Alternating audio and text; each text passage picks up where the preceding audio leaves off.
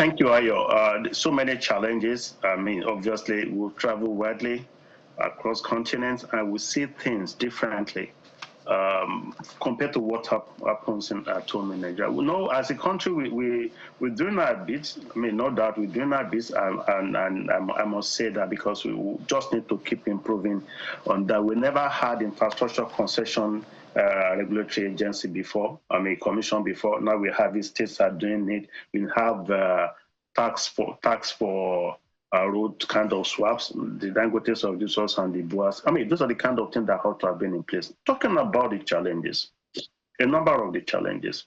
Now have we thought strictly or seriously about the kind of technology with which those roads and bridges and flyovers are constructed? Of course, technologies keep changing globally. I've heard of collapsible bridges even in Toronto. There was a day we saw a kind of flyover there.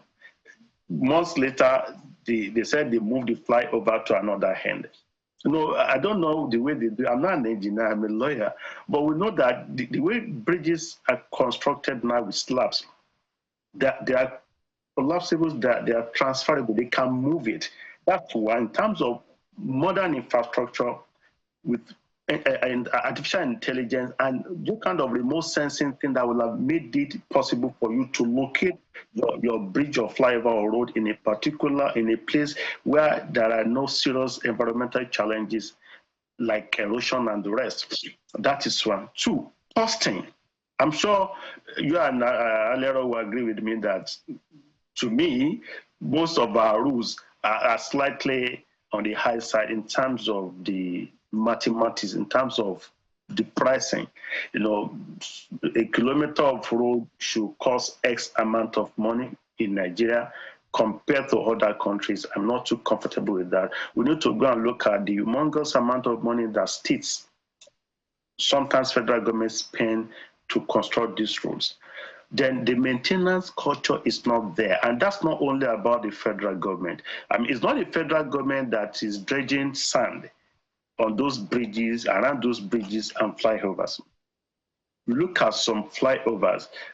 Some Nigerians will go there and make it their private toilets.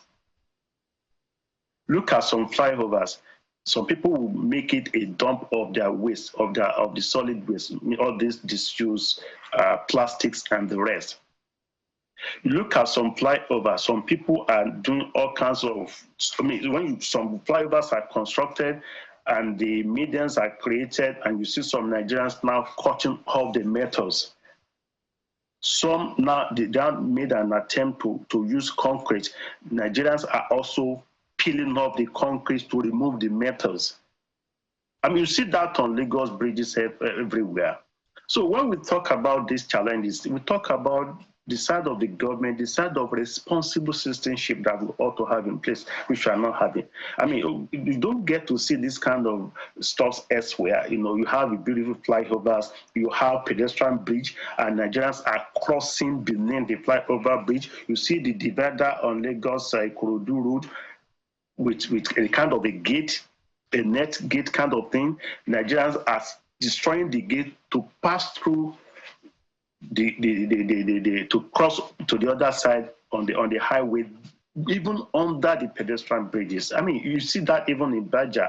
The way Nigerians tend to deplete their infrastructure is not okay. So when we talk of responsible leadership, we must also emphasize responsible followership. Because those assets are not for a particular governor, or a particular president, or a minister. They are Nigerian assets. They are my asset, our asset, and their asset. So we have social responsibility as Nigerian citizens to put our infrastructure to use in a decent manner, the way we want it to be. So Professor, that's not government. Professor, so as a one moment, please. Professor, one moment. Please, I need you to cut the citizens some slack. When the leadership has impoverished the people so much that they have to go and remove metal from bridges to be able to get food to eat. I mean, just don't blame the citizens. They are exactly where the leadership has put them. Sorry, I'm not poverty. with you on that.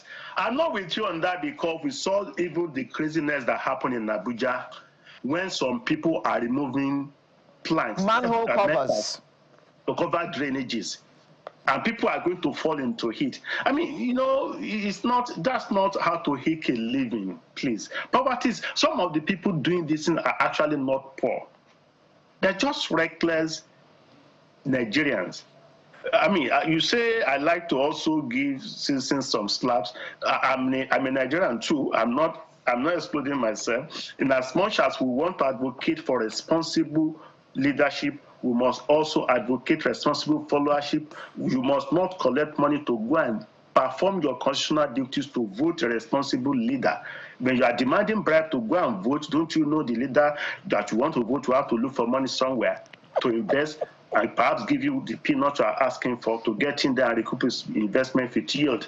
So we need to start to address responsible followership, and that's one thing I've been doing of late. So all the infrastructure, they're supposed to last some 30, 40 years, yes.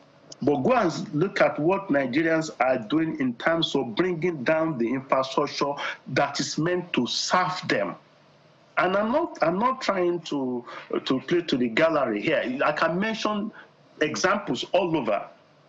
In Lagos, in Kaduna, in Bayelsa, all over.